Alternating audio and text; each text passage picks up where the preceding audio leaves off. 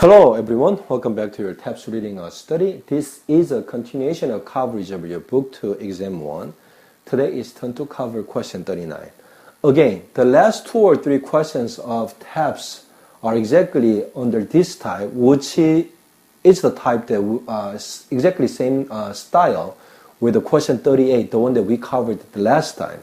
So based on the instruction for the question 38, 39, and 40, which I will cover tomorrow, is that, on my next video, is that we're going to choose one of the 4 choices, A, B, and C, D. So one of the 4 sentences which does not belong to the passage originally, okay? So my advice to you to figure it out which one does not belong to the passage, read the whole passage very naturally and see whether there's anything, any sentence you feel awkward or unnatural, then that's the sentence which does not belong to the passage originally, okay? Which was inserted, which became inserted into the passage intentionally to make a question.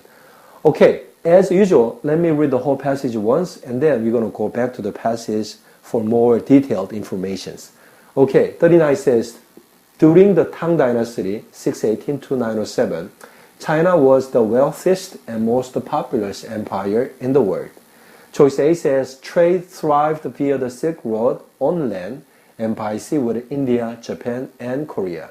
Choice B says, the country's overall population tripled between 630 and 755, and its capital, Chang'an, became a renowned metropolis. C says, tea drinking culture in China did much to promote tea drinking and its medicinal properties elsewhere. D says, and the city was a cultural magnet at a time when China was particularly open to outside influences. Okay, were you able to understand the contents? I think the content itself is to follow, so I think your chance to figure out which one does not belong to the whole passage is pretty decent in my opinion. Okay, so let's figure it out. During the Tang Dynasty, 이때 탕은 뭡니까? 우리나라 말로 당나라 할 때 그 당의 영어식 발음입니다. 그죠? 그래서 당 왕조 618년부터 907년 사이의 당 왕조 동안에 China, 중국은 the wealthiest and most populous empire in the world. 그죠?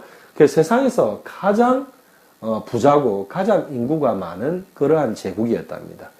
The choice A says, trade thrived via the Silk Road on land and by sea with India, Japan, and Korea. 그래서 그때 당시에 무역이 아주 번창했는데, 자, 실크로드를 통해서 무역이 번창했답니다. 땅에서는 그랬고요. 자, 바다에서는 어디? With India, Japan, and Korea.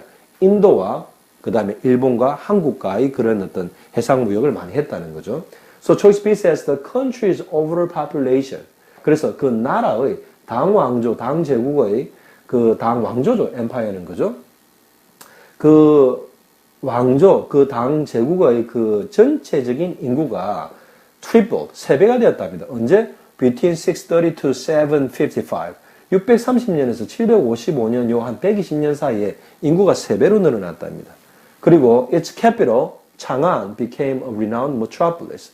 자, 창안도 역시나 우리 한국식 한자 발음으로는 장안이죠. 그죠? 그래서 그 당 왕조의 수도인 그 장안이 어떻게 됐냐면 a renowned metropolis. 아주 유명한, 아주 저명한 그러한 metropolis, 주요 도시가 되었답니다. 그리고 C는 tea drinking culture in China. 중국에서의 차 마시는 문화는 did much to promote tea drinking and its medicinal properties elsewhere. 그래서 그 중국의 차 마시는 그 차 다도와 차 마시는 것과 그 차를 마셨을 때 그 medicinal properties elsewhere. 그래서 그 어떤 의학적인 어떤 properties 그런 자 속성들 그죠? 그래서 차 마시는 것과 차 마셨을 때 그런 의학적인 효과들을 다른 곳들에 중국을 제외한 다른 곳들에 홍보하는 데 많은 역할을 했답니다. 아시겠죠? 그죠? So this says, and the city was a cultural magnet at a time when China was particularly open to outside influence. 그리고 그 도시가 장안을 말하는 거죠. The city니까 그죠? Was a cultural magnet. 문화적인 어떤 자석이었답니다. At a time. 그때 당시에. 언제? When China was particularly open to outside influences. 중국이 특별히 open to한 뭐뭐뭐에 개방되어 있었을 때 outside influence 외래의 어떤 영향에 외래의 문물을 받아들이는 데 있어가지고 아주 그렇게 적극적이고 문호가 개방되어 있었을 그 당시 때의 문화적인 매개념, 문화를 막 빨아당기는 그런 자석과 같은 역할을 했던 게 The City, which is the capital city of Tang Dynasty, which is Chang'an. 알겠죠, 그죠? Okay, so I think this is easy to follow, so I don't think you should have too much problem of choosing one of the four options which does not belong to the passage originally. Okay? Alright, so next video I'll continue to cover your book to exam 1, but next video will be the last question, which will be question 40, which is the last question for exam 1 of your book to Teps study. Okay? So you review this question and be ready for the last question of my next video. Alright? So until then, so long.